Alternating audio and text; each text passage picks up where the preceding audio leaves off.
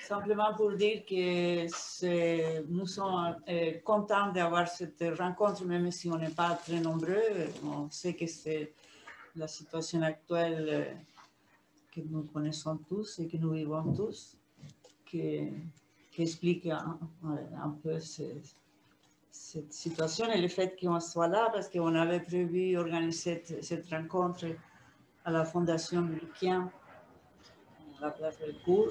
Et malheureusement, pour les questions sanitaires, on nous a dit que ce n'était pas possible parce que les salles qui nous étaient destinées n'étaient pas aussi grandes pour pouvoir respecter les réglementations actuelles. Et on avait appelé le messager d'installer un chapiteau pour pouvoir accueillir, parce qu'ils sont un magnifique jardin, qui était exposé à la Fondation Luquien, je crois. Non, ce n'est pas toi, et le chapiteau s'est interdit aussi.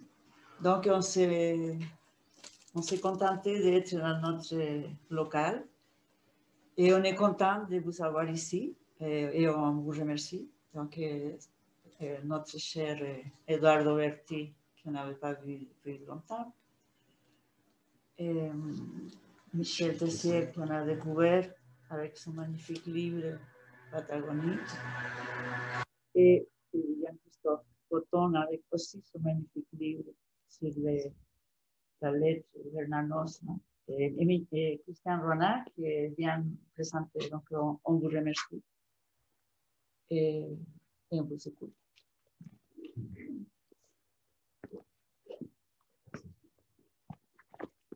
Alors, difficile travail déjà de présenter dans un pays cartésien comme le nôtre, où on aime bien les définitions, les règles, pour vous définir tous les trois, chacun des trois, c'est un problème. Je me suis dit que si je donnais tous vos centres d'intérêt, on passerait pratiquement le temps qui est imparti pour la rencontre, parce que voilà, ça va dans tous les sens.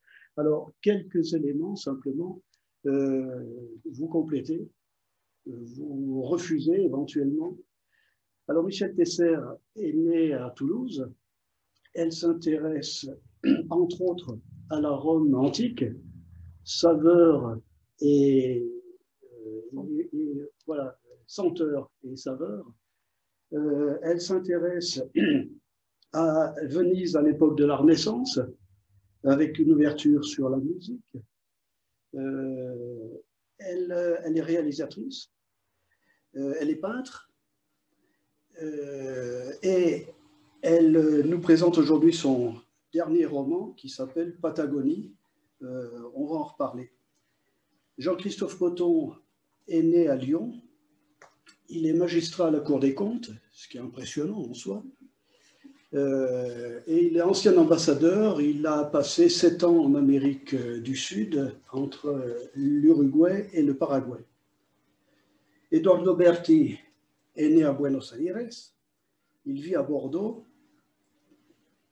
Si je fais la liste, elle sera incomplète. Il est écrivain, traducteur, réalisateur, journaliste. Il a animé des émissions de télévision. Voilà. Et il est membre de l'Oulipo,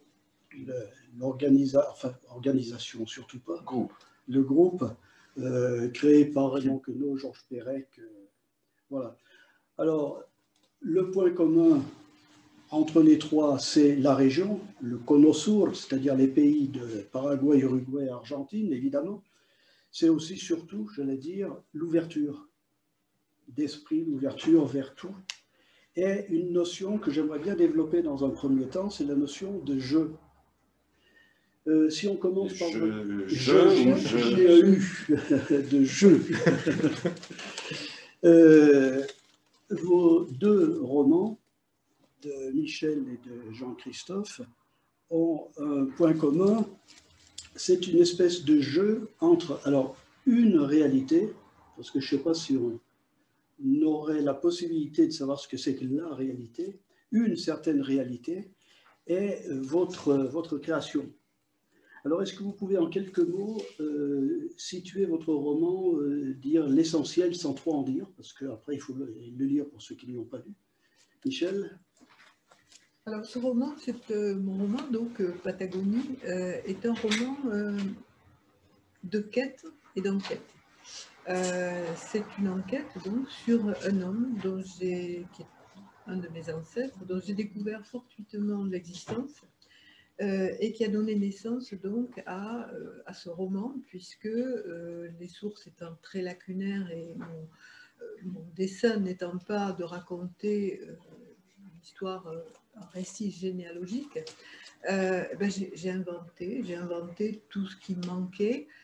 Autrement dit, j'ai inventé, alors, disons, bien 80% de ce qui fait la chair de ce roman. Donc c'est l'histoire de quelqu'un, d'un exil, c'est l'histoire de quelqu'un qui va partir du sud de la France, on ne sait pas trop pourquoi, pour quelle raison, et on va avoir un dévoilement de ces raisons-là, et puis un dévoilement du personnage au fur et à mesure donc, de l'avancée du récit, qui va le conduire en Patagonie. Et Patagonie, pourquoi ce titre?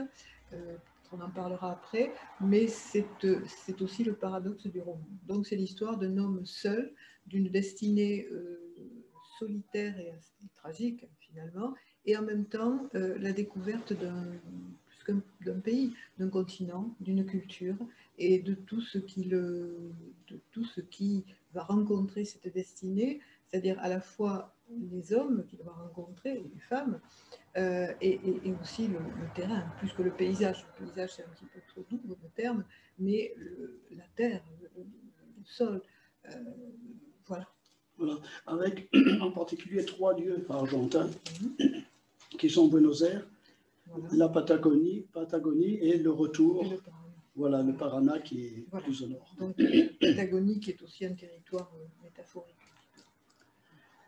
Le Paraguay pour Jean-Christophe. Donc le livre s'appelle La piste Bernanos Paraguay. C'est mon premier roman, contrairement aux apparences, je suis un jeune auteur, ça ne se voit pas, mais c'est le premier, j'en suis évidemment très content d'avoir été publié, de pouvoir parler de Bernanos et surtout du Paraguay.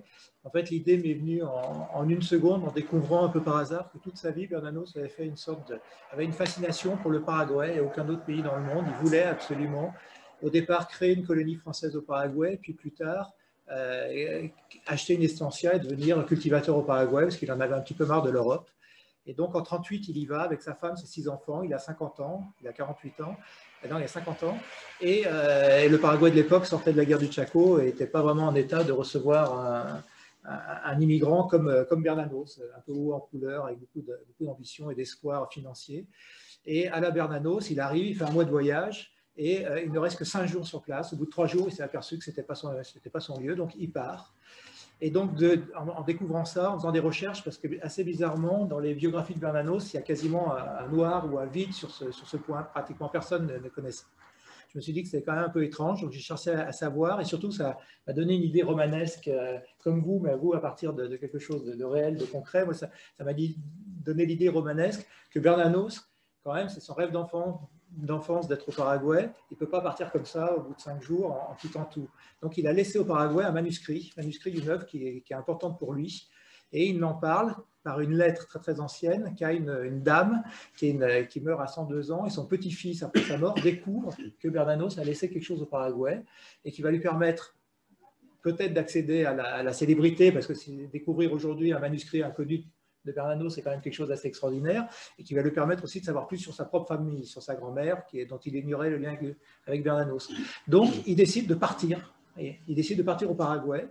Assez bizarrement, il est accompagné par une jeune doctorante qui rencontre 3 jours avant son départ et qui décide de venir avec lui. Donc, lui a 48 ans, elle 24. Ils partent tous les deux, et au Paraguay, et en fait, la majeure partie du livre, du roman, se passe dans le Paraguay d'aujourd'hui, dont on découvre un petit peu toutes les facettes. C'est ce que j'ai essayé de faire, parce que c'est un pays dans lequel j'ai vécu 3 ans et qui m'a vraiment fasciné, parce que c'est un pays d'une diversité absolument extraordinaire. Donc nos 2 aventuriers à la recherche de ce manuscrit rencontrent les Français, en particulier le fils de l'ami d'enfance de Bernanos, avec qui il avait fait ce rêve de Paraguay quand ils avaient 10 ans, en 1900, tous les 2 à Paris. Et bien, toute la famille de son meilleur ami habite au Paraguay aujourd'hui. C'est quand même assez extraordinaire. Je les ai rencontrés. Donc, nos héros voient les Français du Paraguay. vont dans les communautés indiennes. Au Paraguay, il y a des communautés indiennes. C'est un pays très indien où on parle guarani, et vont dans des communautés indiennes quasiment inaccessibles à la recherche de ce manuscrit. Ils voient évidemment les jésuites, puisque c'est le pays des anciennes missions jésuites. Ils se retrouvent et ils ont des aventures dans le nord du pays où, ce qui est assez peu connu, il y a une guérilla, un petit peu comme les FARC en Colombie. Donc il leur arrive des choses plus ou moins amusantes ou pas très amusantes. Et donc le livre est une sorte de quête, j'espère, relativement rythmée, sur les traces de ce manuscrit, une quête à la fois un peu roman policier, puisqu'on est en recherche de quelque chose, mais aussi une quête spirituelle, parce que les deux héros ont eu un rapport avec la religion et avec leur propre existence qu'ils vont pouvoir approfondir avec cette quête. Et après quelques rebondissements, je ne vais pas dire la fin comme vous l'avez suggéré, de ne pas la lire. Mais je me suis effectivement, en termes de jeu, je me suis amusé à faire ça, parce que c'est un pays vraiment très à part, très peu connu en Amérique latine, et très à part dans sa structure, parce que c'est un pays européen. 95% de la population, 98% de la population est européenne, mais qui parle indien, qui parle guarani, et qui souvent pensent comme les Indiens. Donc c'est assez étonnant, il y a eu une sorte de colonisation à l'envers, qui pour moi est assez fascinante. Et je termine parce qu'il y a quelques Paraguayens dans la salle. Ce sont des personnes extrêmement attachantes en termes humains. C'est un pays avec une chaleur humaine assez exceptionnelle. Alors, je te laisse encore un tout petit peu à part pour une autre question. Là, je vois, d'accord. Oui. Parce que votre démarche à vous deux, ça a été de partir d'une réalité matérielle, les lettres ou le séjour de Bernanos, pour inventer, pour recréer. Est-ce que vous pouvez revenir un petit peu là-dessus, sur cette idée de partir du réel pour évader, pour nous faire évader? Je pense effectivement qu'il y a beaucoup d'analogies, du moins dans la démarche, dans cette enquête, dans les deux livres, dans les deux romans. Alors, moi, pour ma part, ce roman, Patagonie, est parti de la découverte de lettres au décès de mon père, de quelques lettres, mais alors très, très fragmentaires. C'est une correspondance donc épistolaire extrêmement fragmentaire. Et dans un seul sens. Oui. Il y avait donc des lettres qui provenaient en Espagne, puisque le héros va s'embarquer à Barcelone. C'était assez rare, on partait plutôt de Bordeaux ou de la côte atlantique espagnole aussi, pour aller vers l'Amérique du Sud. Lui part de Barcelone. Voilà. Il part dans les environs en 1905, et donc le roman son itinéraire va s'étager, va se dérouler entre 1905 et 1920, date de sa mort. Donc à travers ça, il va y avoir tout un itinéraire, des tas de découvertes, et en même temps, là on parlait de jeu, justement, GUX, ça va être un jeu, c'est un roman qui s'est constitué comme un puzzle. C'est-à-dire que le roman lui-même, je l'ai écrit à la manière d'un puzzle. Disons que le lecteur va avancer aussi un petit peu comme dans un roman policier ou un roman à énigme, du moins. Et en même temps, c'était une enquête sur mes propres origines. Voilà. Donc il y avait une espèce de double enquête, de jeu, également comme dans le parcours du personnage principal, du héros. Il va y avoir un jeu entre sa culture d'origine, qu'est-ce qu'il va percevoir de ce continent qui est nouveau, qui est totalement étrange pour lui, et étranger, et en même temps avec le monde des origines, le monde indien. Voilà, donc il y a un jeu dans l'écriture et un jeu aussi dans la perception, enfin, une espèce de jeu de reflets, d'échos, d'accords, de désaccords au niveau du personnage. Tout en recréant un véritable réalisme que vous n'avez pas connu directement, forcément, le Buenos Aires des années 20, voilà. Des années 15. Voilà, je n'ai jamais, je n'ai jamais mis les pieds sur le continent sud-américain, je suis désolée, mais disons que cette histoire de lettres m'est tombée sur la tête un petit peu. il y a à peu près 5-6 ans, au décès de mon père. Et donc, je n'avais pas eu forcément de raison d'aller là-bas. J'étais impliquée dans d'autres choses. Et à un moment donné, j'ai dit, bon, ben, pour l'écriture de ce roman, pour entrer dans cette réalité-là, est-ce que je ne dois pas faire le pas, aller là-bas? Puis finalement, les circonstances ont fait que je ne suis pas partie. Et je crois que, justement, par défaut de réalité, on peut rencontrer la réalité d'une autre manière. Et je crois que la distance, finalement, va donner une force, du moins un regard interrogateur, interrogatif, sur une réalité à laquelle on n'a pas immédiatement accès. Et je crois que ça va être ensuite, et c'est là que le rôle du romancier, du raconteur d'histoire, ou plutôt du ressusciteur de monde, hein, qui soit éloigné dans le temps ou dans l'espace, je crois que c'est là qu'il est fondamental. Alors bien sûr, je me suis énormément documentée, et je me suis dit que finalement, je me suis consolée en me disant, ben, ce monde-là qu'a vécu cet homme, Buenos Aires des années actuelles, ce n'est absolument pas le Buenos Aires qu'il a connu lorsqu'il est arrivé en 1905, et les autres régions, la Patagonie non plus. Voilà. Et finalement, entre une énorme documentation, un énorme travail de documentation, alors là, je dois dire que on a, malgré tout, on a accès actuellement à des documents, y compris en particulier même, des documents filmographiques du début du cinéma. Je suis tombée sur vraiment des documents sur Buenos Aires et sur d'autres villes, filmés, des long travelling dans des avenues, voilà, que ce soit sur Barcelone au départ, sur Buenos Aires, des documents également des journaux anciens, voilà, qui ont nourri tout ça, des anecdotes, des personnages secondaires qui finalement, petit à petit, l'image s'est précisée. Et puis, bon, il se trouve que à un moment donné, j'étais beaucoup dans la nature, je fais beaucoup de marches, voilà, au bord de rivières notamment. Et je crois que lorsqu'on a bon, ce sens, cette envie d'être en contact avec la terre, avec le sol, avec ce qu'il porte, ben finalement, je crois qu'on comprend ce que peut être tel terrain au bord d'un fleuve, avec la température, avec la moiteur, avec la chaleur. Voilà. Donc finalement, c'est un mélange d'intuition. Je crois l'intuition, c'est la confiance qu'on fait à son pouvoir de se déplacer. Alors, j'avais entendu une interview d'un chef indien, justement, je ne sais plus lequel, bon, qui disait, mais les Occidentaux ont développé le voyage matériel, ils ont créé des avions, etc., ils ont su les bâtir parce qu'ils ne savaient pas voyager avec leur esprit. Donc ça, je trouvais que c'était une belle leçon, ça m'a frappée, et quand j'ai écrit ce livre, ben, j'ai retrouvé ça, j'ai mis ça en application. Il me semble que tu voulais réagir, non? Oui, en fait, je pensais que mes deux premiers romans que j'écris encore en Argentine, j'ai vécu encore en Argentine, l'un se déroule dans une ville un peu imaginaire du centre de Portugal. Bon, il y a Coimbra comme vraie ville, mais il y a une ville que j'ai inventée. Et ça s'est déroulé au début du XXe siècle. Et l'autre roman se déroule en Londres en 1810.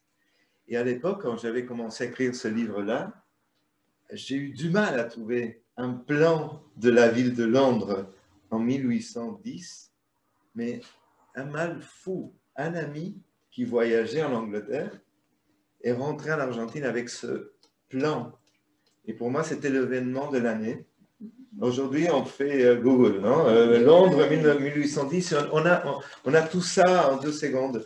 Mais la difficulté a changé, mais l'esprit est le même.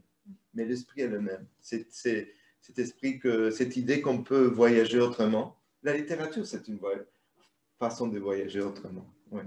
Et je partage cette idée de voyager et de faire une littérature qui ne répond pas forcément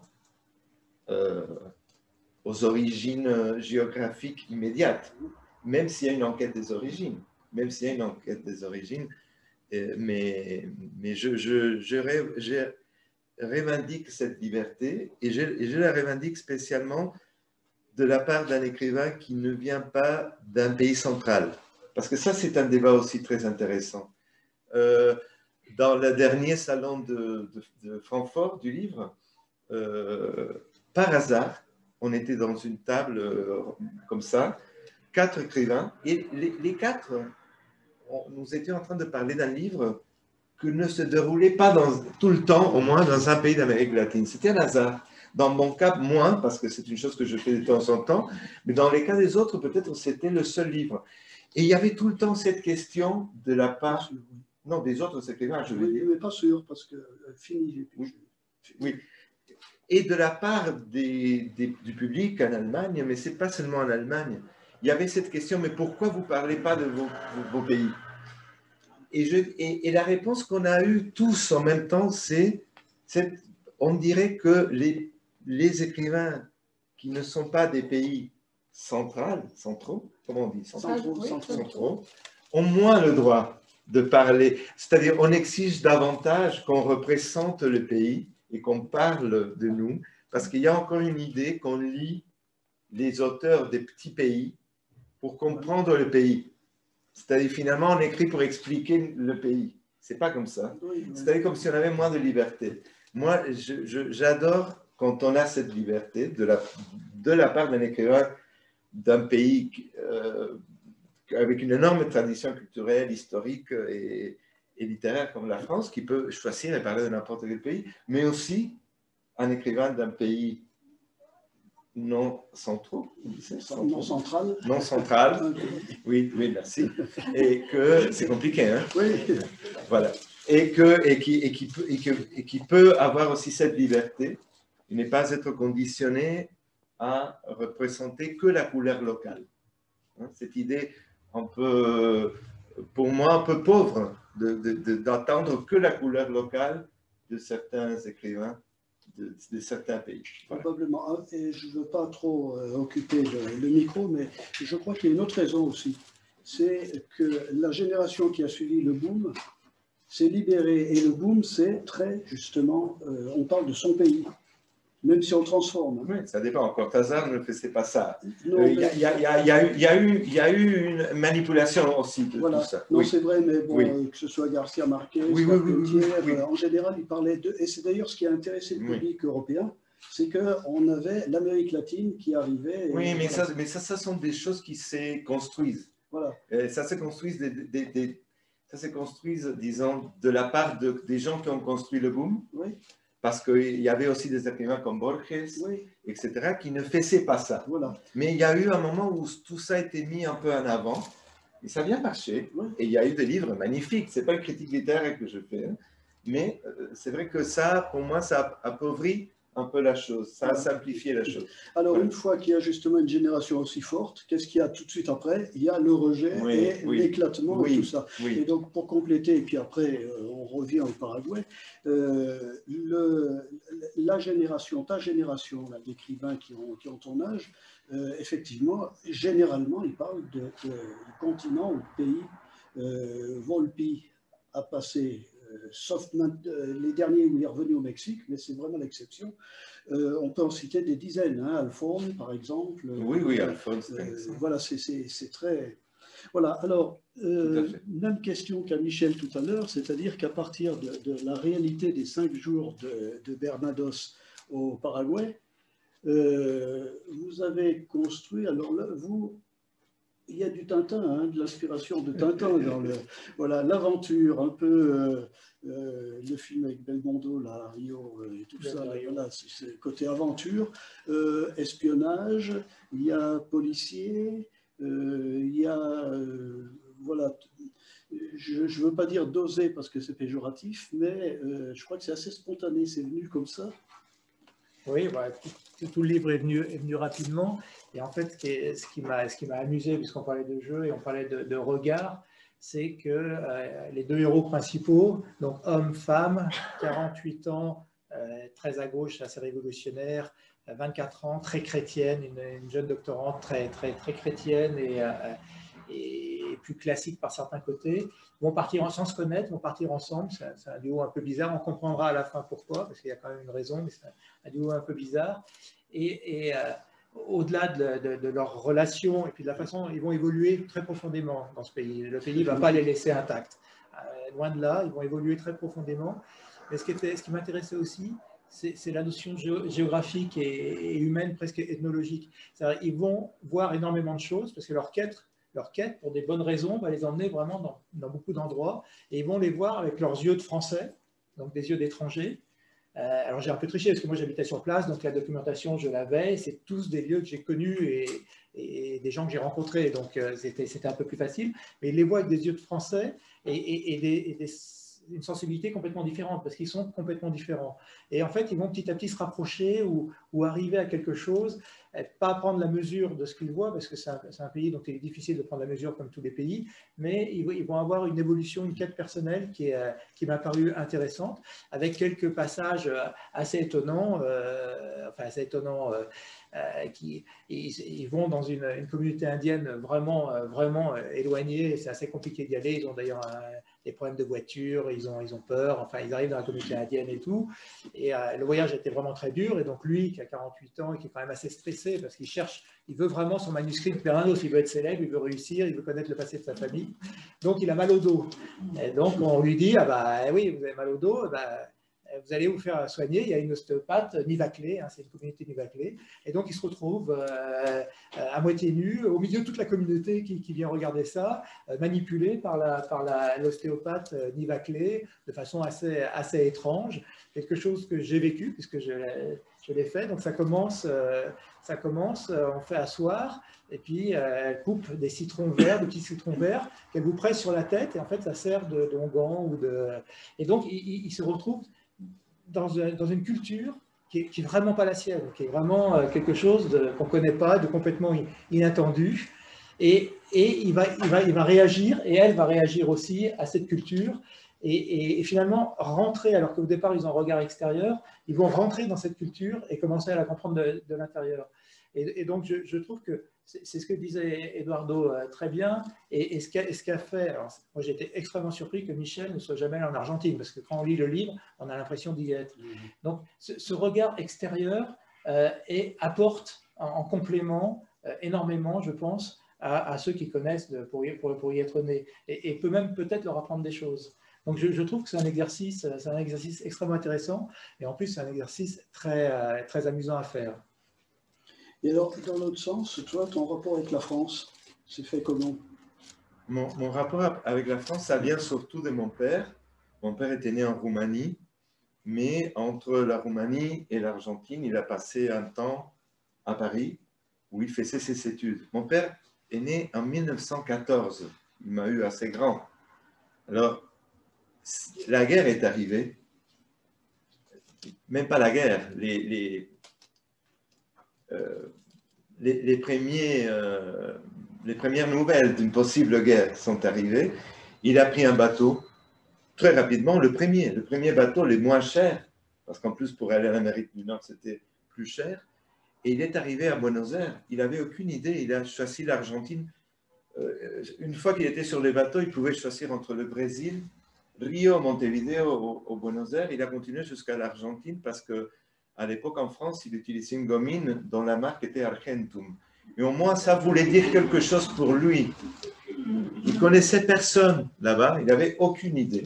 Il a appris l'espagnol au bord du bateau, et ça se raconte un peu dans Un père étranger, qui est un roman qui va paraître en janvier, qui est déjà traduit, mais Et je raconte qu'au bord du bateau, il a fait un cours de 2 semaines, c'était un peu la durée du voyage, l'espagnol contre la montre, et il voyageait avec un Syrien. Bon, dans son récit, ça changeait. Parfois, c'était un Syrien, parfois, c'était un Libanais, comme mon père racontait l'histoire, mais en tout cas, quand il est descendu du bateau, il parlait espagnol comme un arabe. Il parlait pájaro, avec le B au lieu du P, parce que c'était le Syrien qui lui avait appris l'espagnol. Voilà. Qu'on appelle turco.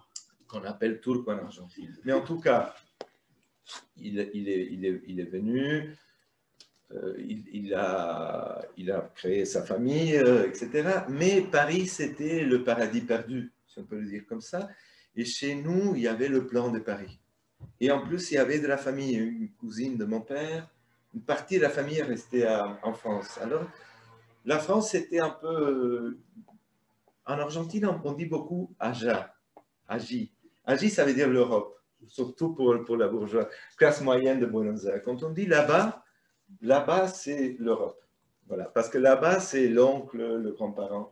Et quand mon père disait là-bas, c'était Paris. Hein, chez nous, là-bas, c'était Paris. Les racines, finalement. Oui. Et alors, j'ai eu toujours ça. Et c'est pour ça que je raconte ça aussi dans Le Père étranger. Quand je suis arrivé à Paris, je connaissais la ville, mais je ne la connaissais pas. C'est-à-dire que je savais, parce que j'avais vu les plans pendant des années. Alors, quand je parlais, il y avait le téléphone fixe à cette époque, vous ne pouvez pas bouger. Et j'avais le plan de Paris devant mes yeux. Et alors, je savais que si je prenais cette rue-là et je tournais à gauche, il y avait le Panthéon. Alors, je ne connaissais pas l'aspect physique du Panthéon, parce qu'il n'y avait pas Google Maps. Mais je connaissais la ville d'une façon topographique.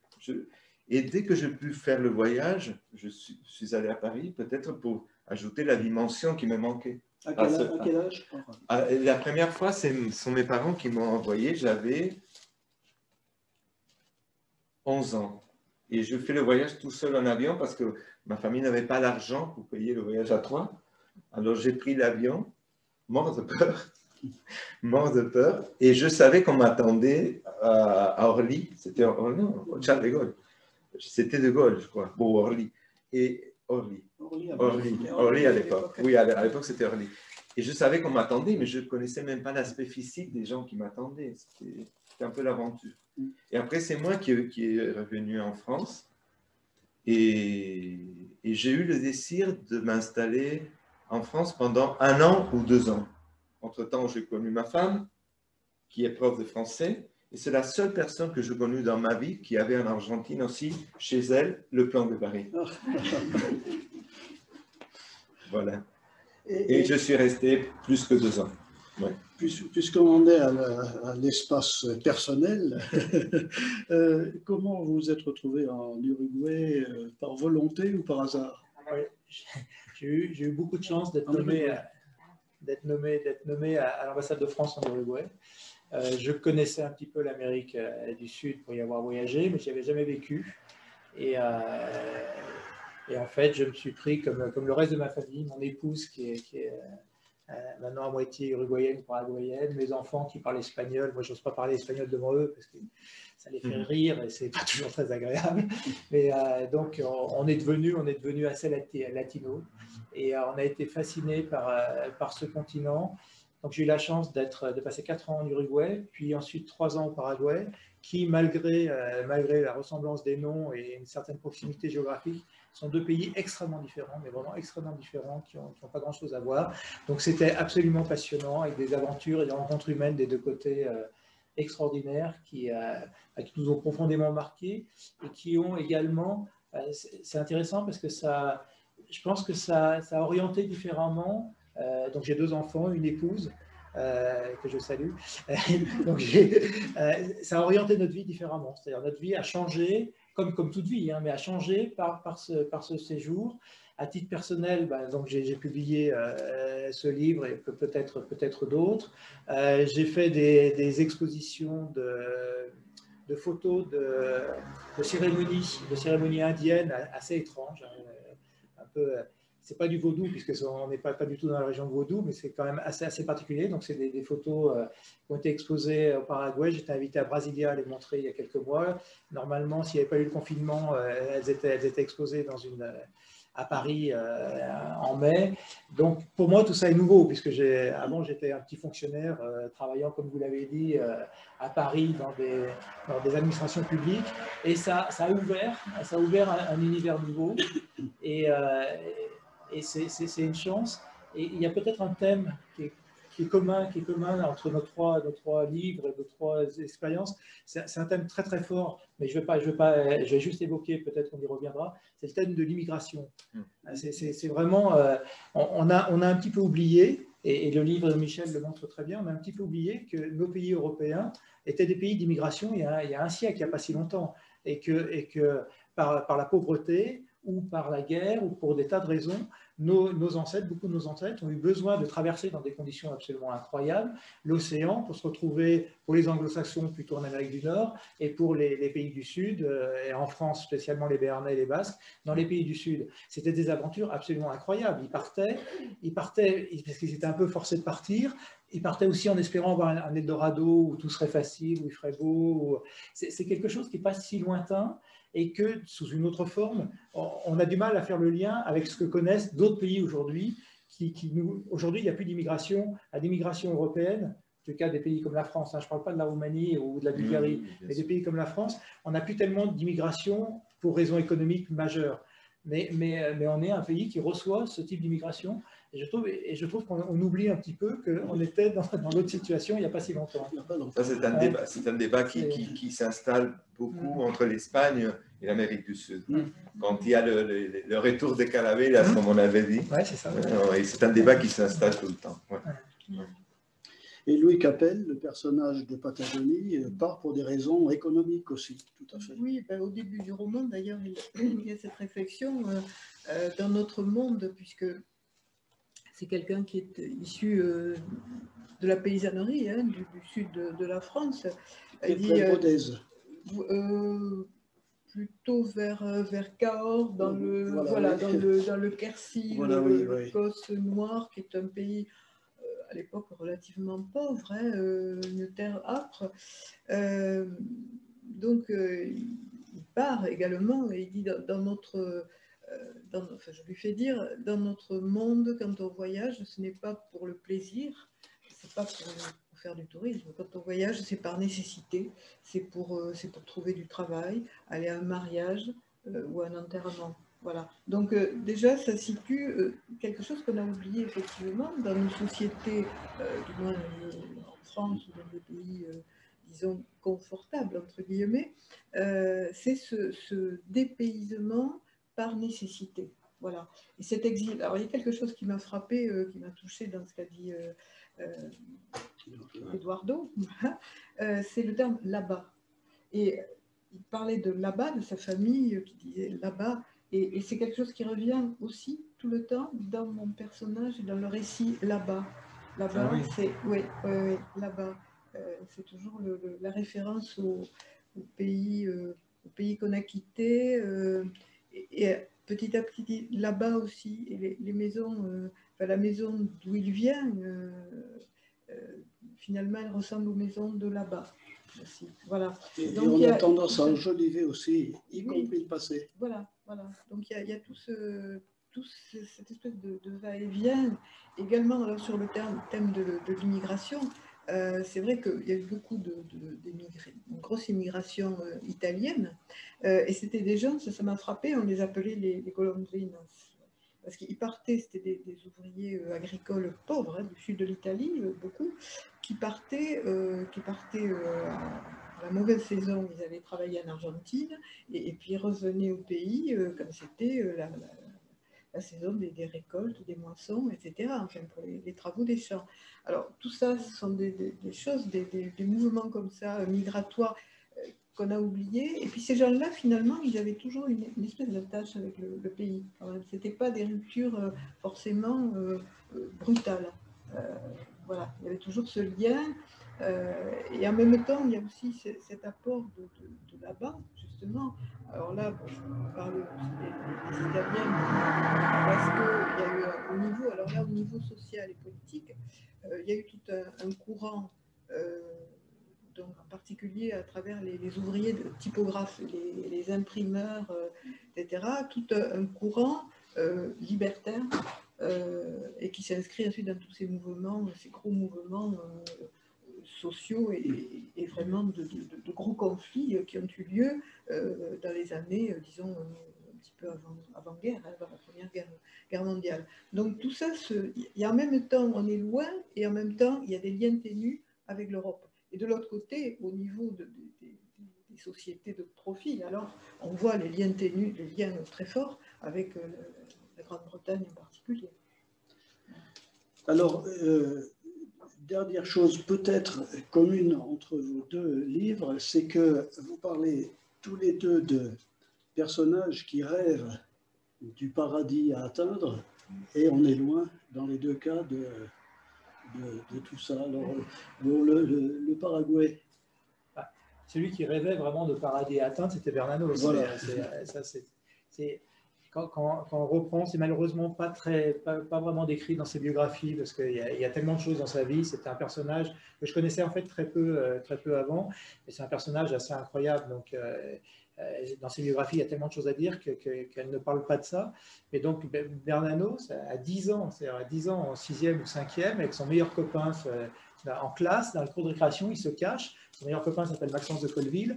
Ils se cachent tous les deux et ils décident de passer que le sens de leur vie, c'était de créer une colonie française au Paraguay, l'Eldorado. Et dedans, il y avait à la fois l'aventure, je pense, il y avait le désir de faire fortune et il y avait l'aspect religieux de créer un endroit où on vivait à l'ancienne, comme sous le temps de la chevalerie. Bernanos, et donc, c'était son objectif. Et en fait, toute sa vie, un peu plus tard à la fac, avec ses copains de fac qui étaient des copains très, très monarchistes, il a réussi à les convaincre de ça. Donc le petit groupe de 2, Maxence de Colville et lui, ils sont devenus 5, 6, une dizaine, et qui avaient comme objectif d'aller créer un coin de France, un nouveau coin de France au Paraguay, nulle part ailleurs, pas d'autres pays. C'est cette sorte ce qui est quand même assez étonnant. Ses 2 meilleurs amis, donc le Maxence de Colville en question et un autre qui s'appelle Bouteiller, partent au Paraguay en 14 et ils passent 2 mois pour préparer l'installation. Donc c'était vraiment du sérieux. Et ils sont rappelés par la déclaration de guerre de 14, donc ils reviennent en France, ils font comme Bernanos alors qu'ils sont exemptés pour raison, ils s'engagent volontaires, ils font la guerre de 14 et après ils sont mariés, enfants, ils ne peuvent plus partir. Et Bernanos, le premier écrit un peu consistant en termes littéraires, c'est une histoire qui se passe dans la forêt Guarani, dans les environs d'Asunción, et c'est pas très bon d'ailleurs, mais il y a 20 pages où c'est son premier écrit, c'est avec une Guarani un peu étrange qui empoisonne un Français qui était venu faire fortune. Et à plusieurs moments, il dit « je vais partir au Paraguay, je vais partir au Paraguay ». Et il finit par partir à Majorque, du Paraguay, parce que c'était quand même moins loin. Et puis il revient de Majorque à cause de la guerre d'Espagne. Et il trouve la France, c'était 37-38, la France était dans un état catastrophique, c'était juste avant la guerre. Il dit c'est impossible, cette fois-ci j'y vais vraiment. Et donc il y va. Il part. Alors, il y a quelque chose d'extraordinaire, je cite juste des petits extraits parce que ce n'est pas l'objectif d'un roman, mais évidemment, il prévient, c'est un personnage extrêmement connu, Bernanos, à l'époque. C'était un des 2-3 grands écrivains français. Donc, il prévient quand même le Quai d'Orsay, le ministère des Affaires étrangères, qui va partir au Paraguay. Alors, tout le monde s'affole. C'est une grande célébrité qui part dans un pays comme ça. Donc, tout de suite, ils écrivent à l'ambassadeur, à notre ambassadeur là-bas, et qui répond immédiatement. Bon, ça met un mois à l'époque, entre le temps d'écrire et d'avoir la réponse, et qui répond une lettre comme moi, j'ai jamais pu écrire. C'est-à-dire sans aucune langue de bois, en disant que le pays, à l'époque, était une catastrophe et que vraiment, Bernanos devrait tout faire sauf aller au Paraguay. Bon, Bernanos, évidemment, on lui donne la lettre. Bernanos dit bah non, moi le Paraguay, c'est mon Eldorado, c'est le pays où je veux aller, donc j'y vais.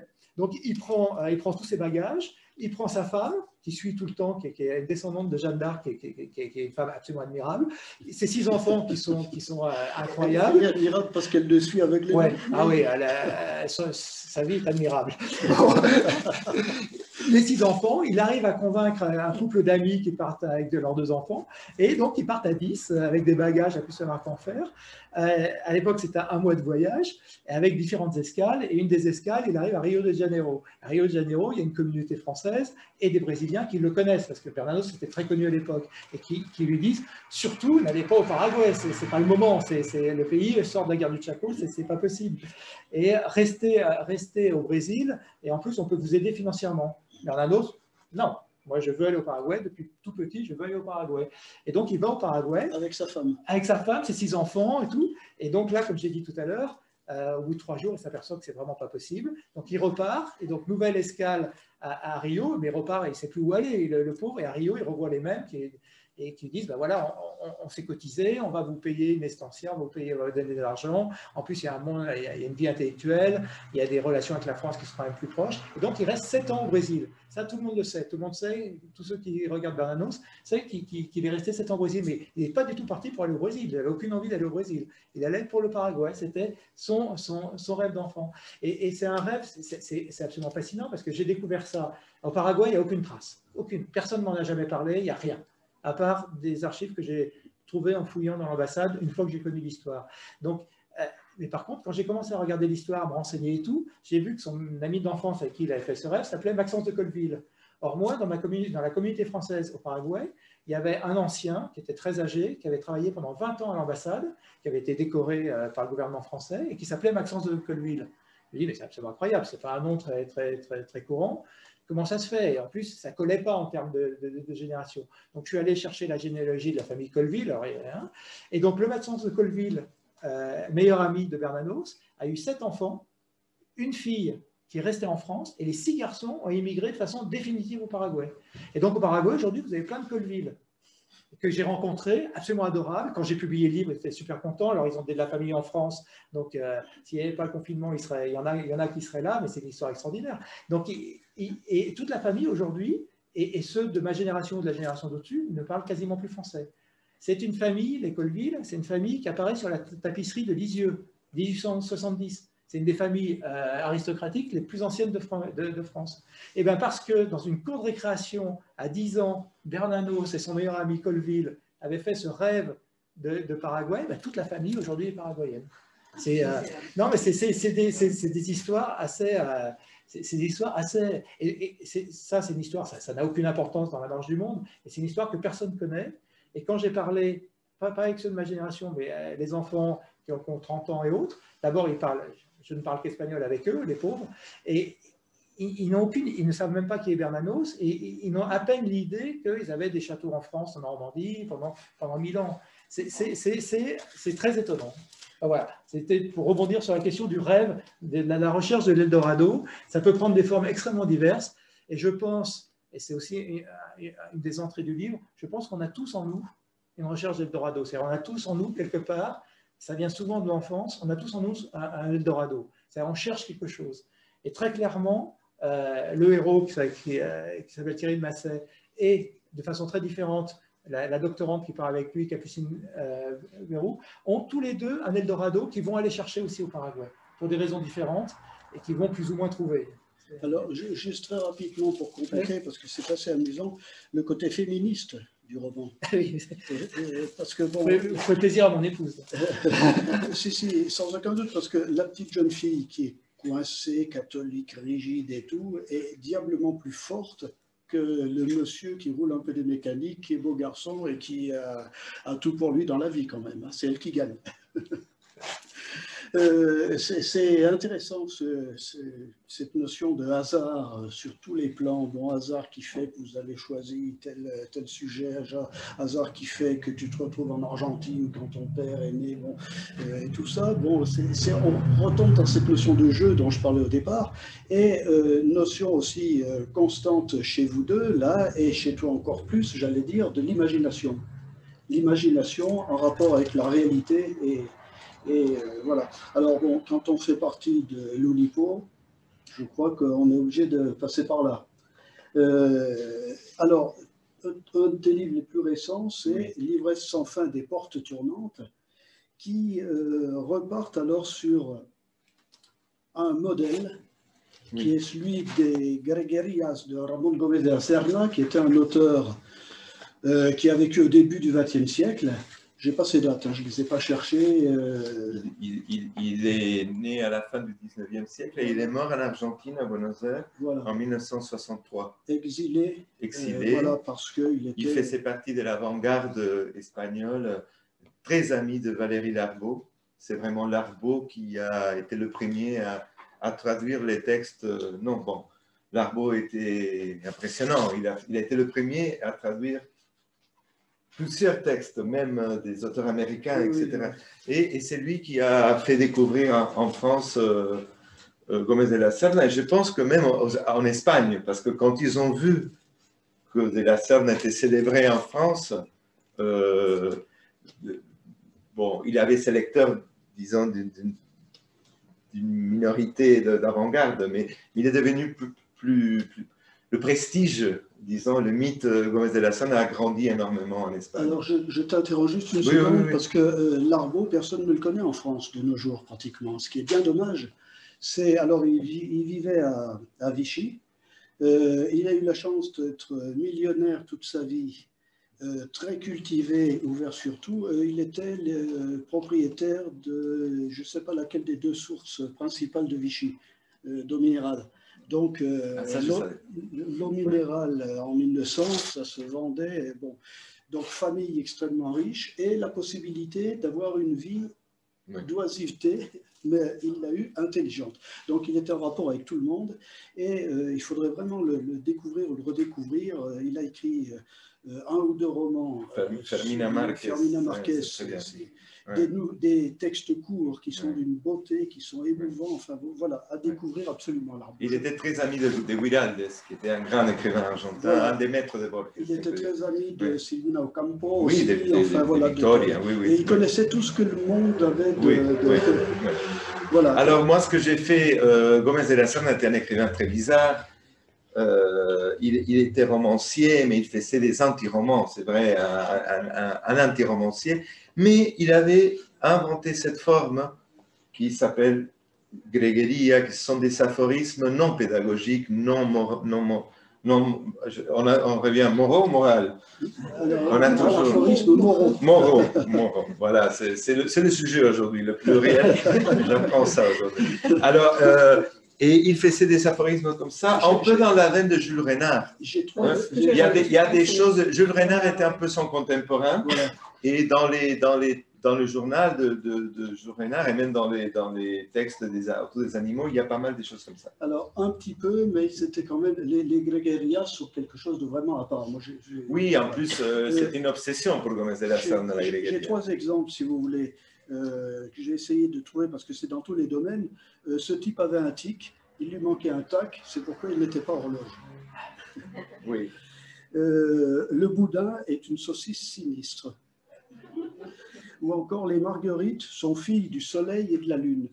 Voilà, c'est dans des domaines aussi bien poétiques qu'humoristiques. Enfin voilà. Alors c'était pour la définition que de la Serna a donnée de grégueria, c'était le mélange de poésie et humour. Mais il y a toujours, pas toujours, mais 90% des grégerias, il y a l'analogie. Et on la voit dans cette idée un peu de définition des dictionnaires un peu bizarre, très visuel, l'analogie visuelle. La girafe est un cheval allongé par la curiosité. Voilà, des choses comme ça, oui, exactement. Et moi, j'ai pris ça, c'est une chose que on a un peu l'habitude de faire à l'Oulipo, mais quand j'ai fait ça, je ne faisais même pas partie de l'Oulipo à l'époque. Quand j'ai commencé à écrire des trucs comme ça il y a 22 ans. Je ne rêvais même pas de faire partie de l'Oulipo, mais quand même, ça fait partie d'une chose qu'on fait à l'Oulipo, c'est de prendre une chose qui est un peu une forme, une façon de travailler d'un auteur et de le prendre comme une forme fixe. C'est ce qui fait Pérec avec le « Je me souviens ». Je me souviens de Pérec, ce n'est pas un livre de Pérec au début. Le premier qui a fait « Je me souviens », c'était un écrivain américain qui s'appelait Joe Brainerd, qui a écrit un livre qui s'appelait « I Remember ». Et Pérec s'est dit « ça c'est une forme fixe, je veux le prendre comme forme ». Moi, j'ai osé faire ça avec les grégerias, avec beaucoup de pudeur aussi. Mais je me suis dit qu'il y avait là une forme, ça m'intéressait moins, et que c'était une façon de regarder le monde, finalement, que ça m'interpellait. Voilà, et j'ai voulu jouer à ça. Et dans ce livre-là, en plus, bon, j'ai fait un choix des grégerias, des ramonerias, comme je dis en espagnol, et avec le ramono, c'est singer, je singe de la Serna. Hein. Et à l'intérieur, il y a des illustrations, des montages d'images qui ont été faites par Clémentine Mélois, qui peut-être vous connaissez en tant qu'écrivaine, artiste. Et elle a essayé de travailler un peu aussi le principe de l'analogie, voilà, de traduire visuellement. Au hasard, là, le marteau et la brosse, voilà. La poussière. Voilà. Voilà. Exactement. Voilà. Oui, c'est pas... Si je te demande de me raconter ton livre. Oui. Le problème aujourd'hui, c'est que les deux livres qu'on est en train de présenter, aucun est un roman. Justement, moi, j'écris des romans, j'écris des nouvelles, mais les deux sont des formes un peu bizarres, un peu hybrides. Voilà. Ouais. 2 mots peut-être sur le principe de l'Oulipo. Oui, l'Oulipo, qui va fêter, dans un mois, va fêter ses 60 ans. C'est incroyable, il n'y a pas beaucoup de groupes en général. Oui. On rigole, nous, qu'il y a le Rolling Stones et l'Oulipo qui ont survécu des années 60. La différence, c'est que nous, quand on appelle un nouveau membre, on ne cherche pas un clone de Mick Jagger. C'est-à-dire, on cherche quelqu'un de nouveau qui pourrait amener quelque chose de différent à l'Oulipo. C'est pour ça que le groupe a commencé à coopter et à inviter des gens qui ne sont que écrivains et qui ne sont que français, je veux dire. Il y a une ouverture de plus en plus. Mais l'idée, depuis le début, c'est de créer et de répertorier des structures ou des formes différentes. On pourrait dire que dans la littérature, tout est plus ou moins formel. Il y a des règles de jeu, je veux dire. Il y a des exemples où les formes sont très, très contraignantes, très explicites, comme un sonnet. Mais même quand on écrit un roman, il y a des règles de jeu. Le narrateur est omniscient, il est personnage, il n'est pas personnage. Sa perspective est limitée, pas limitée. Quand on voit, je ne sais pas, les théories littéraires de Henry James, qui n'étaient pas olypiens, mais il se posait tout le temps des restrictions. Quand Henry James publie ce roman qui s'appelle « Ce que Macy savait », il se fixe comme règle que toutes les scènes doivent se passer en présence de Macy. Ça, c'est une contrainte, finalement. Et à l'Oulipo, on a plusieurs contraintes. Il y a des contraintes formelles, et ça peut être des contraintes narratives. Et après, et ça c'est peut-être le plus connu à l'Oulipo, des contraintes linguistiques, comme la disparition de Pérec. Mais l'Oulipo n'est pas que ça. C'est tout ce qui est forme et contrainte. Non seulement l'invention, mais aussi le fait de reprendre des formes un peu oubliées.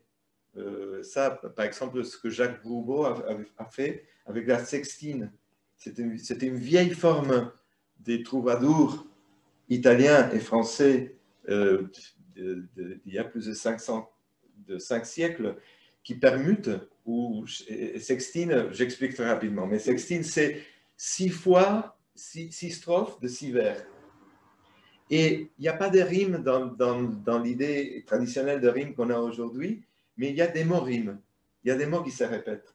Et en fait, il y a 6 mots qui se permutent à chaque fois, et se permutent en spirale. Ça veut dire que le 6e mot de la première strophe, mais ça semble intellectuel, ça c'était la poésie populaire. Et ces astuces-là, c'était pour mémoriser. Ça a aidé à mémoriser aux gens qui faisaient une poésie orale. Alors le dernier mot, lune, devient le premier, et après on permute. Et cette idée de permutation, c'est Jacques Roubaud qui est venu avec la sextine, et ça c'est une merveille, on l'a exploré potentiellement. Ça, c'est le PO de Oulipo.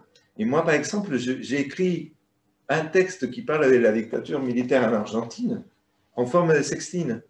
J'ai pris, mais au lieu de le faire avec le mot final, ce sont les démarreurs. Le démarreur de chaque paragraphe commence de la même façon et ça permute. Et j'ai réussi à parler de mon enfance dans la dictature. C'est un petit texte. Mais en utilisant cette forme qui m'a aidé à parler d'un sujet qui me touche, mais qui n'était pas évident au début. Et je pense que le jeu m'a aidé à me libérer d'une certaine chose. Ce qui confirme une idée pour moi de l'Oulipo, c'est que les contraintes peuvent libérer. Oui, tout à fait. Et en fait, tu fais un petit peu le travail inverse, la démarche inverse de nos 2 amis, c'est-à-dire que tu pars de l'imagination pour créer une réalité, mais littéraire. Oui, ça dépend. Je ne travaille pas toujours de la même façon. Non. Par exemple, Un père étranger est le livre que va suivre, où je reprends, et que dans un élan de génialité, ça va s'appeler Un fils étranger. Désolé. Ces 2 livres-là, ça part j'invente plusieurs choses, mais ça part des choses trouvées. Oui, des lettres de famille, d'un roman que mon père a essayé d'écrire et n'a pas fini. Je veux dire, l'imaginaire est très fort, mais parfois ça commence par l'imaginaire, d'habitude, mais dans 2 ou 3 cas, non. Ça a commencé à l'inverse. Voilà, non, mais je crois justement qu'on voit bien que on peut avoir des règles sans avoir de règles. Oui.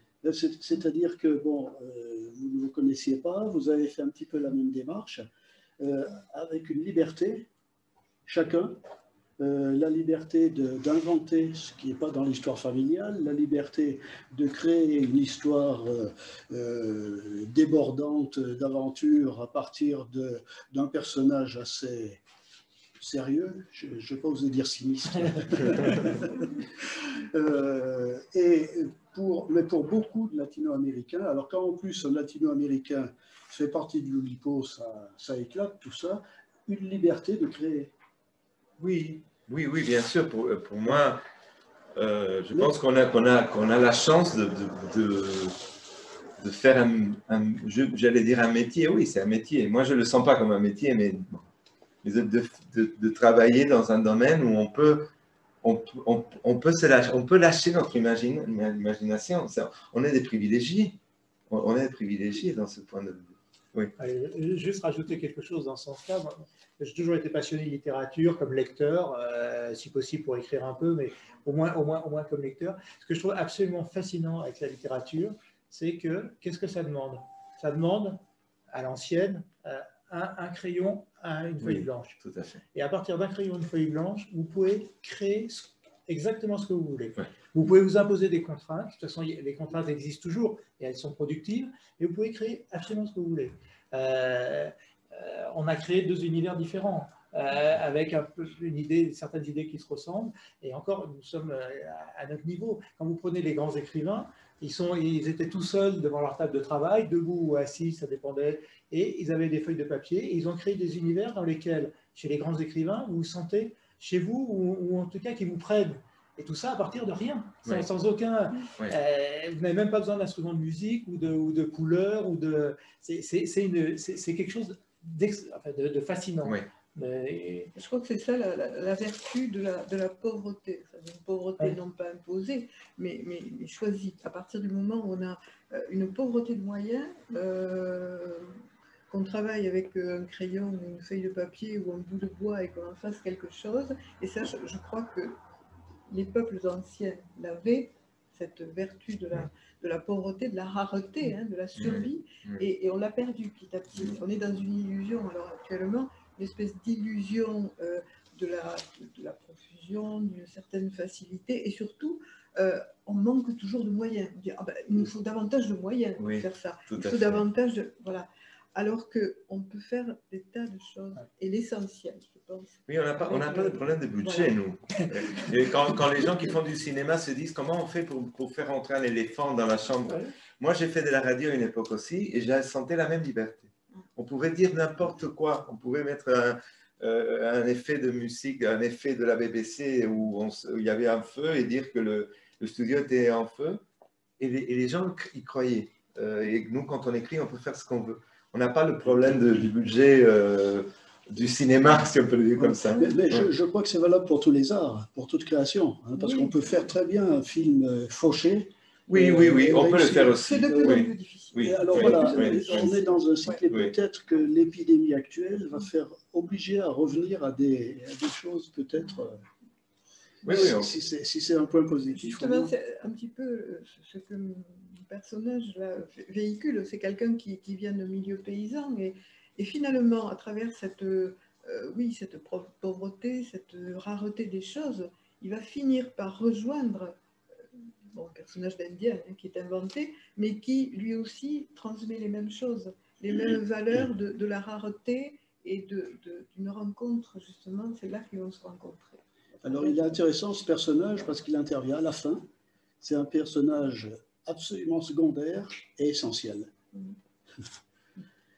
Il y a peut-être des questions ou des réactions. Il y a sûrement des questions, des réactions, des commentaires à ce qu'on vient de dire. En tout cas, moi, je suis très touchée pour ce que Cipollon a vécu au Paraguay, mon pays d'origine. Je m'appelle Julia, j'habite à Lyon, ça fait 22 ans. Et je suis venue ici aussi pour l'aventure. Et et je suis là. Et je vis ici, j'adore Lyon, et voilà, je fais ma vie. Donc je suis très touchée, ce que vous avez dit de parler. Et il y a encore plein de choses à raconter. Faut lire, faut lire. Donc, ouais, on va découvrir tout ça. Voilà. Moi, j'étais en train de me dire, en vous en parler des migrations. Moi, je suis moi-même immigrante. J'ai commencé par être exilée, maintenant je suis immigrante. Mais finalement, cette opposition entre une certaine forme de transnationalité, d'aller d'un pays à l'autre, d'ouverture, j'aime pas le mot de validation, donc je ne vais pas m'en servir, mais enfin, des translations, opposées à la notion de patrie, de racine, etc., me semble de plus en plus fausse. J'ai eu l'impression que j'écoutais en parler et en pensant à ma propre expérience, que l'exil est une sorte de racinement, si on veut enlever de nuance politique, est une patrie. Est une patrie dans laquelle nous nous reconnaissons de plus en plus et qui a de plus en plus d'habitants. Je ne sais pas ce que vous en pensez, mais les expériences sont absolument communes quand on est parti de chez soi, où que ce soit chez soi et où que ce soit le paradis rêvé auquel de toute façon on n'arrive jamais. Donc, qu'est-ce que vous en pensez? Est-ce qu'on garde la langue dans la langue d'autres? Non, ça a été très souvent dit, la patrie c'est la langue, mais il y a les autres langues qui se rajoutent. Et finalement, on ne change pas d'identité, mais on n'est pas toujours le même. Est-ce qu'il n'y a pas une patrie au-delà de la patrie qui est beaucoup plus inclusive, plus le monde et la monde, et dans laquelle nous nous reconnaissons beaucoup, de plus en plus de gens? J'aime beaucoup l'idée de cette patrie de l'immigration, cette patrie de plusieurs patries. J'aime bien cette idée. Je suis assez d'accord. Dès que je croise des gens qui ont des expériences plus ou moins semblables, il y a une reconnaissance mutuelle que c'est la même que j'ai avec mes amis d'enfance. Presque la même. Comme si on se connaissait déjà. Ouais, j'ai un peu ça. Après, chacun, je ne vais pas idéaliser non plus, il y a des expériences très différentes. Mais il y a beaucoup de choses qu'on n'a pas besoin, on le sait. Moi, je commence la phrase et l'autre la finit. Et même s'il vient de la Chine et il est en Espagne. Et je vois de plus en plus, dans mon cas en tout cas, on a beaucoup voyagé. J'ai vécu un temps à Paris, je dis nous, avec ma femme et maintenant mon fils, on a vécu un temps à Madrid. Et comment on se retrouve, mais non les latino-américains ou les argentins nostalgiques seulement, comment on se retrouve les parias, j'allais dire, pour mettre un mot qui n'est pas vrai. Hein. Oui, oui, oui. Comment on se retrouve très rapidement et comment on tisse des liens, peut-être aussi, mais ça inclut même à Madrid, dans cette catégorie. Il y avait même les gens qui venaient d'autres villes d'Espagne. Ce n'est pas un problème des pays. C'est pas un problème des pays. En Espagne, avec les gens, oui. Les gens qui venaient d'autres régions, parce que déjà le week-end, des gens qui habitent là-bas, des gens, des Madrilènes ou des gens de là-bas, étaient organisés, la famille, etc. Et nous, le week-end était plus vide. Tu vois, déjà le week-end était... Alors on se retrouvait forcément parfois. Il y a comme une sorte de solidarité, mais du patrie commune, si on peut dire comme ça. Oui, oui, oui, je comprends ça. Et on retrouve ça assez indirectement, mais vraiment dans vos deux romans. Louis Capel, à la fin du roman, de quelle nationalité est-il? Alors, a-t-il vraiment une nationalité? Oh, Parce déjà, qu'il faut voir, donc on est dans la France de 1905 à peu près, enfin au départ du moins, et il vient du sud de la France.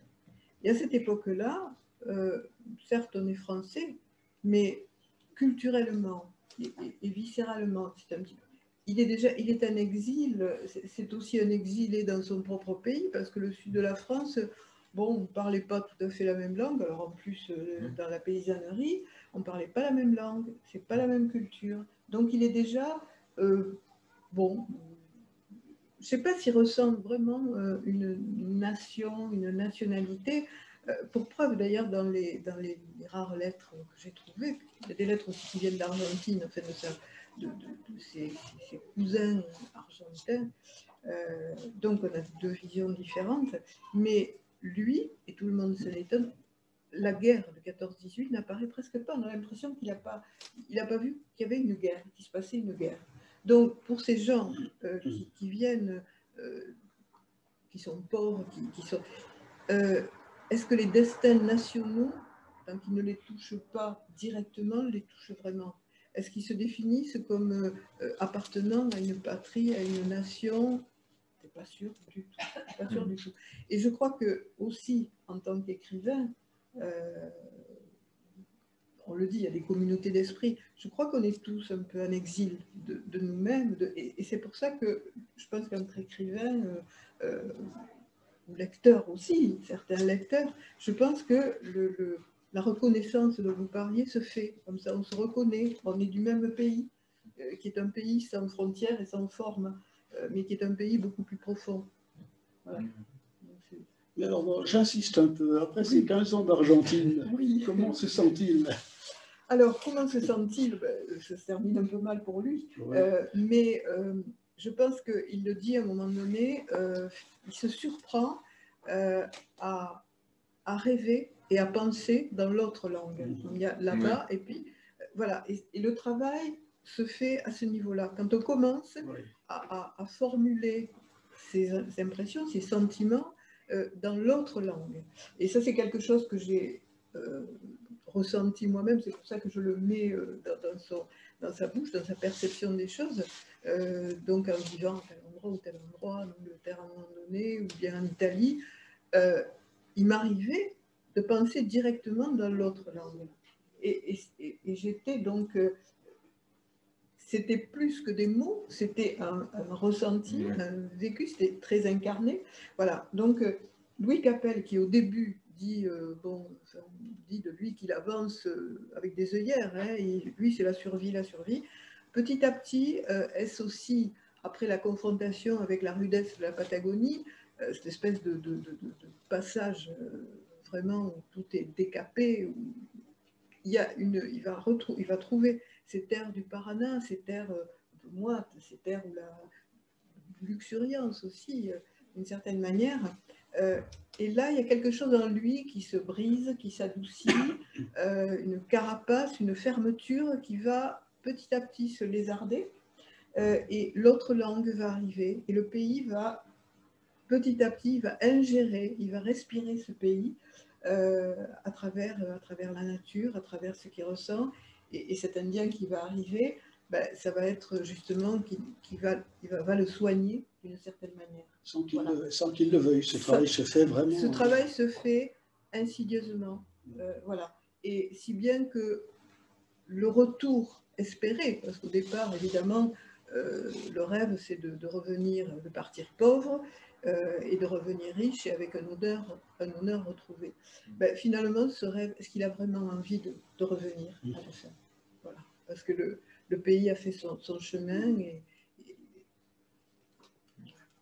Voilà, moi, sans vouloir mettre des définitions à tout le monde, là, comme je disais au début, je le sens quand même très argentin à la fin. Il fait partie de... Oui. Au Paraguay, c'est plus compliqué, l'immigration. Il y a des gens un peu douteux, hein, on en voit quelques-uns, passer quelques-uns. Oui, il y a des gens un petit peu douteux, il y a un peu de tout. Oui, sur l'exil, sans parler des cas malheureusement extrêmement nombreux d'exil un peu forcés, subis, pour des questions de très grande pauvreté, ou pour des questions politiques, ou pour des... donc ça c'est vraiment... c'est des exils subis qui peuvent être extrêmement douloureux, qui peuvent être mortels. Enfin, là, sur le reste, je pense, vous l'avez un petit peu dit, mais je pense que c'est même plus profond que ça. Je pense que géographiquement ou pas, on est tous en exil. Enfin, on se sent tous en exil. On est en exil de quelque chose. et ce qui est d'autant plus dur qu'on a l'impression que les autres ne le sont pas, en général. Parce qu'on voit des autres l'extérieur, ils ont l'air adaptés, ils ont l'air... Et on se sent tous en permanence un peu en décalage, un peu en exil par rapport à notre enfance, par rapport à ce qu'on voudrait, par rapport aux autres qui ont l'air souvent mieux que nous, par rapport... Donc je pense qu'il y a un exil intérieur qu'on ressent tous et qui est normal. Parce que pour une raison extrêmement simple, c'est qu'on ne sait pas très bien pourquoi on est là, qu'est-ce qu'on doit faire. La vie humaine est quand même un mystère, donc c'est extrêmement dur de se positionner par rapport à cette vie humaine.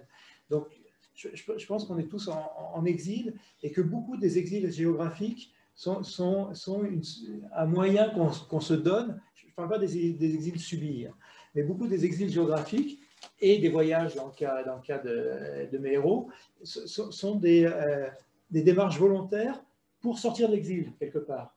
Et moi, j'ai vu dans les communautés françaises, dans les pays où j'ai habité, beaucoup sont exilés puisqu'ils ne sont pas en France, mais en fait, ils sont exilés parce qu'ils ont cherché autre chose, ils l'ont trouvé ou pas, mais souvent, d'ailleurs, ils se sentent mieux, pour des raisons différentes. Au Paraguay, par exemple, ils adorent cette idée que le pays, il y a une immense liberté. Comme l'État est en fait très faible et fait assez peu de choses, il y a une immense liberté qu'on n'a plus en Europe. Donc, ils acceptent les inconvénients de cette liberté, mais ils sont en exil, mais en même temps, c'est un exil qu'ils ont recherché et qui leur permet quelque part de se rapprocher d'eux-mêmes. Donc, je pense que l'exil géographique n'est pas un tout. On a tous, et heureusement, parce que quand on l'a pas, c'est fini, on a tous au fond de nous une recherche. On recherche quelque chose qu'on ne connaît pas. Alors, je ne sais pas si on le voit au moment de notre mort, mais je pense que depuis l'enfance, on recherche quelque chose et que cette recherche peut passer par un voyage, peut passer par un exil. Là, clairement, moi, et ça passe par le voyage, ils vont au Paraguay pour retrouver quelque chose d'eux-mêmes. Et c'est clair pour le héros, puisqu'il veut retrouver, en plus de la gloire qu'il espère trouver en trouvant le manuscrit de Bernanos, il veut retrouver l'histoire de sa famille. Il ne sait pas qui est son grand-père. Et son père a été conçu pendant la guerre d'Espagne, où sa grand-mère, qu'il adorait, était toute jeune, avait 24 ans. Elle n'a jamais parlé avec qui elle a fait cet enfant. À un moment, d'ailleurs, il pense que ça pourrait peut-être être Bernanos. Enfin, donc, il part. On ne se refuse rien. il part. C'est pas un exil, c'est au contraire. Beaucoup de départs et beaucoup d'exils sont une façon d'essayer d'échapper à l'exil. Et quoi qu'on fasse, on est un petit peu en décalage par rapport à soi-même. Bon, c'est un peu philosophique, mais... Non, c'est sûrement vrai, mais tu dois partager, je pense. Oui, sans doute. Mais aussi, je pense qu'on a plusieurs patries. On a plusieurs patries. Et nous, quand on demande aux écrivains, quand on nous pose des questions par rapport à la patrie, on a l'habitude de parler de plusieurs patries à la fois. On parle de patrie géographique, on parle d'une patrie qui serrait la langue. J'ai entendu beaucoup d'écrivains parler de l'enfance comme une patrie qui marque pour toujours. Moi, je partage tout ça. Je pense que comme c'est vraiment complexe, on ne peut pas trancher. C'est tout ça et même plus. Par exemple, pour moi, une patrie, c'est ma bibliothèque. Les livres que j'ai lus, ça, c'est une patrie. Et non seulement les livres que j'ai lus, les livres qu'au moment de faire mon voyage et les voyages consécutifs, que j'ai décidé de mener avec moi en France. Et il y a des livres qui sont restés en Argentine, qui avaient été importants pour moi à une époque, mais que je pouvais me détacher d'eux. Et les autres que j'avais besoin de les avoir, comme on a les photos des ancêtres, je ne sais pas, mais comme une patrie. Et je pense que finalement, quand je fais un livre comme l'Inventaire, qui est un livre dont on n'a pas parlé, on ne va pas parler, on a le temps, mais que c'est un livre qui vient des lectures sans le vouloir. Il y a une patrie aussi là-bas. Il y a une patrie que j'ai construite, une patrie imaginaire. Mais quand on a fait l'expo qui accompagnait le livre et que les monoblocs avaient créé une bibliothèque imaginaire, et avec les livres d'où venaient les inventions qui font partie de ces livres-là, cette bibliothèque-là était une patrie à moi. C'était même un totem. C'était une patrie, finalement. Alors, quelques mots quand même sur ces inventions. Il y en a une centaine. Hein. Oui, ce livre-là, c'est comme un catalogue d'inventions qui n'existent que dans la fiction. Il y en a qui existent. Ou qui n'existaient pas, ou qui n'existaient pas à l'époque que dans la fiction. Et comme d'habitude, après, le monde est un grand plagiaire de la fiction et a copié ça. Mais que, en tout cas, des choses, objets, ustensiles, médicaments, des choses que peut-être n'existeront jamais, comme, je ne sais pas, l'homme invisible, la potion d'invisibilité ou la machine pour voyager dans les temps et des inventions classiques de la littérature. La machine on a sait inventé jamais. des romans, là, je tombe. La machine a inventé des romans. Mais après, il y a des choses que j'ai pris des lectures et aussi que j'ai imaginées. Il y a des inventions aussi, mais des objets qu'en tant que lecteur, ça m'attirait.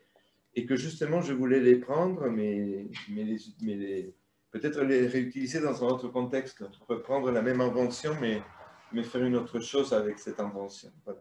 C'est un peu ça, pour simplifier, c'est un peu ça le principe du livre. Et la réaction du lecteur est assez intéressante parce que le lecteur a envie que les inventions existent, de savoir si ça existe ou si c'est imaginé, oui. ou si ça, voilà. Oui. Il y a tous. Alors, on revient à la notion de jeu toujours, mais pour oui. le lecteur aussi. Hein, tout à fait. On se dit, ça finalement, ça pourrait être. Est-ce que si oui. je vais taper sur Google, je ne veux pas le trouver. Bon. Oui. Aujourd'hui, c'est plus difficile de mentir au lecteur comme avant, parce que plus rapidement, il peut googler et voir si c'est vrai ou faux. À l'époque où, c'est pas des écrivains comme Borges et Bioy s'amusaient à inventer des livres, des faux livres, oui.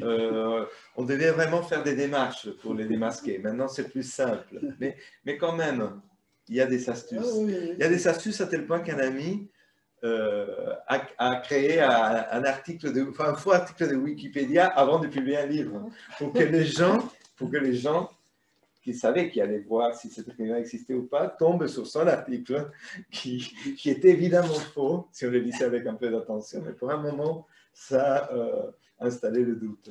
C'est pas moi qui ai fait ça, c'est un autre écrivain. Alors, quelques remarques encore. Il va falloir qu'on arrête dans peu de temps. Je m'excuse, mais je voulais revenir sur l'idée d'exil. Je pense que ce que vous dites, c'est intéressant, mais je ne suis pas tout à fait d'accord. Parce que le mot exil, il a une connotation tragique. Je me rappelle d'un cours d'un professeur de philosophie, souvent, qui disait aux élèves, l'exil, ce n'est pas parce que vous traversez un océan ou parce que vous traversez un fleuve et vous passez de l'autre côté du fleuve. L'exil, c'est autre chose. C'est un prison, c'est un fleuve qui a été expulsé. C'est ça l'exil. Et je pense que je suis d'accord avec ça, c'est-à-dire que nous sommes des passages. C'est pour ça que nous sommes dans différents mondes et nous ne nous sentons pas toujours bien dans notre propre monde et nous voulons explorer d'autres réalités. Mais ce n'est pas l'exil pour moi. Je ne sais pas si vous êtes d'accord. Oui, c'est pourquoi j'avais parlé de racinement. Oui. Oui. L'exil, c'est autre chose, c'est oui. que ça revient. Oui, tout à fait. Non, mais moi, je n'ai jamais utilisé le mot exil pour mon expérience. J'ai utilisé toujours le mot émigration. Il y a plusieurs mots. Mais je ne l'ai jamais utilisé. Je sens que, en tout cas pour mon expérience, en plus, c'était pas le mot juste. Surtout parce que quand je suis parti, je pouvais revenir quand je voulais. C'est-à-dire, si j'avais l'argent pour payer le voyage en avion, qui est cher, mais je pouvais revenir quand je voulais. Je pense qu'il n'y avait pas la connotation plus proche pour moi au concept d'exil. On peut même discuter si c'est le mot correct ou pas, mais en tout cas, plus proche du concept d'exil, les gens qui doivent partir parce que sinon, parce que c'est une question de vie ou de mort. Moi, je n'osais jamais utiliser le mot exil à cause de ça, entre autres choses. Ouais. Une dernière question, alors, celle qui ennuie tous les auteurs que j'ai envie de poser. Quelle proportion d'autobiographie dans ce que vous écrivez? Dans mon cas, c'est 62,3%. Pas tout à fait les 2/3. Non. Ça dépend de chaque livre aussi. Oui, Ouais, ça ouais, dépend oui. des livres. Bien Ouais. sûr. Non, elle est bête, ma question. Ah, elle est difficile. Non, il y a quand même une part de personnel, évidemment. Qui disait Madame Bovary, c'est moi. Oui. Il y a quand même une part de Bien sûr. chacun de vous dans ce que... Il y a plus de ce qu'on pense parfois. Oui, mais ce qu'on pense, c'est ce qu'on est, non? Non, oui, non, mais je veux dire, il y a plus de ce qu'on croit. Oui. J'ai écrit des scènes dans un... Surtout, j'ai écrit une scène dans mon premier roman que j'étais convaincu d'avoir inventé, jusqu'au moment où un ami est venu me dire « C'est génial ce que tu as fait avec ce qu'on avait vécu il y a 10 ans. » Et là, j'ai compris que j'avais rien, mais absolument rien inventé. Et que j'avais réécrit d'une façon, sans me rendre compte, une chose qu'on avait vécue, lui et moi, 10 ans avant. C'est-à-dire, c'est vrai qu'on construit toujours à partir des choses qu'on connaît, des choses vécues, mais après, avec ça, on fait des choses. Oui. Mais parfois, on ne se rend même pas compte qu'on est en train de retravailler d'une façon même presque explicite des choses qu'on a vécues. En tout cas, dans mon cas. Hein. Oui, je crois que c'est... Oui. Moi, je sais que pour ce livre bien particulier, Oui. il y a une grande proportion pas d'autobiographie, mais disons que ce livre a été une espèce de début de psychanalyse d'une certaine manière. Hein. C'est très curieux. Ce personnage, finalement, ça a été un petit peu le fil d'Ariane, hein, qui a fait remonter des choses, et y compris, il y a un moment qui est assez fondamental, qui est un rêve qu'a la narratrice, et qui est un rêve que j'ai eu, et qui s'est déclenché brusquement, et qui m'a fait remonter des images terrible, ce rêve. absolument d'une précision photographique d'un lieu que j'avais vu peut-être une fois dans ma vie, 2 fois, et ça a été très troublant.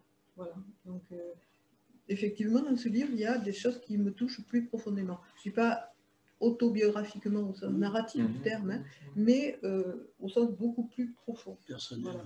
Beaucoup plus personnel.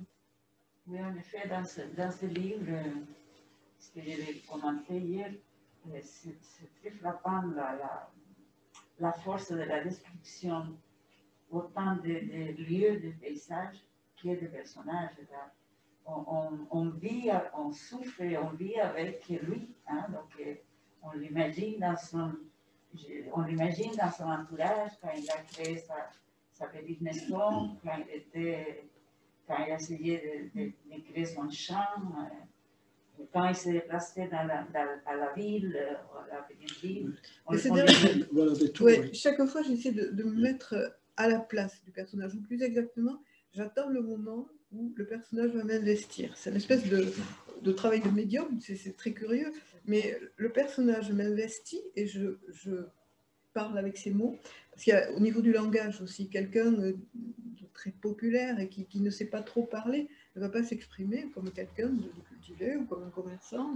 Voilà. Donc il y a tout ce travail d'oubli de soi, à un moment donné, pour devenir l'autre, ou laisser parler l'autre et laisser percevoir les choses par l'autre. Voilà. Donc, je crois qu'il y a ce travail. Se mettre en retrait pour donner à sentir et à voir le monde que vous évoquez. Il y a des projets pour vous trois et bientôt une publication. Oui, normalement, oui. Enfin, oui. Normalement, un deuxième roman à la rentrée de janvier.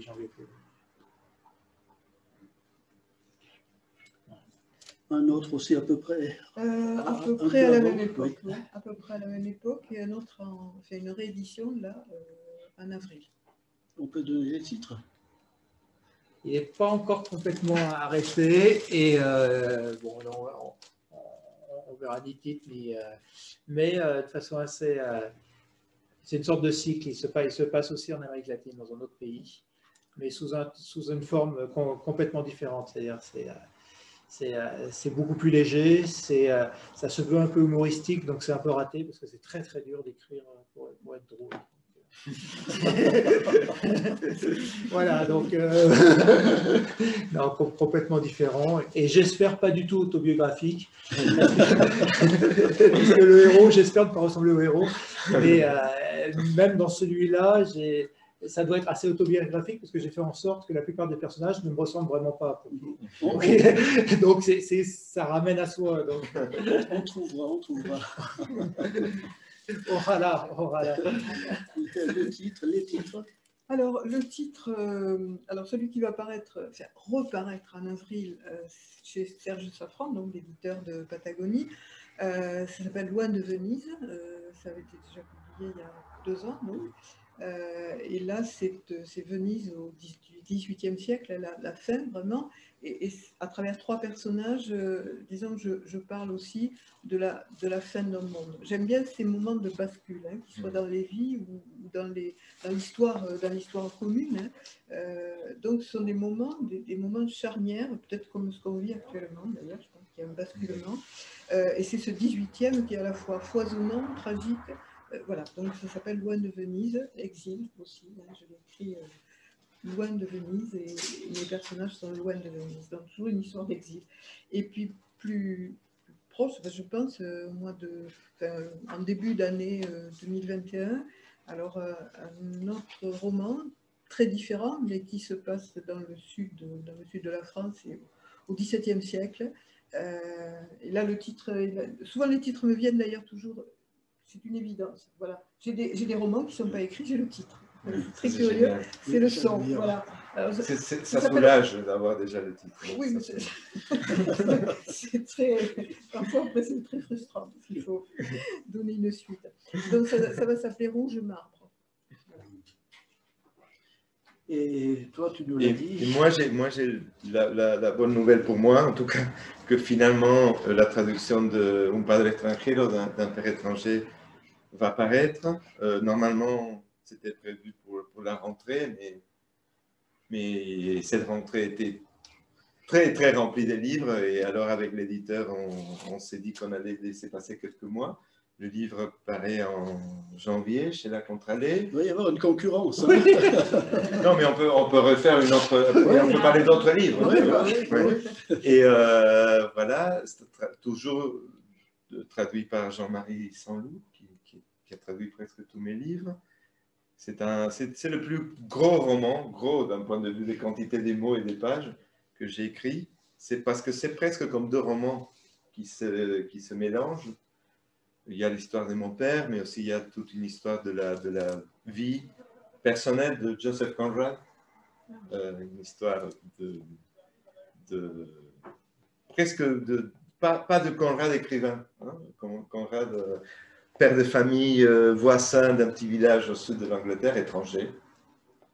Et il y a les échos entre les 2 histoires, l'histoire de mon père, l'étranger qui change des langues, l'histoire de Conrad, l'étranger qui change les langues, et des échos.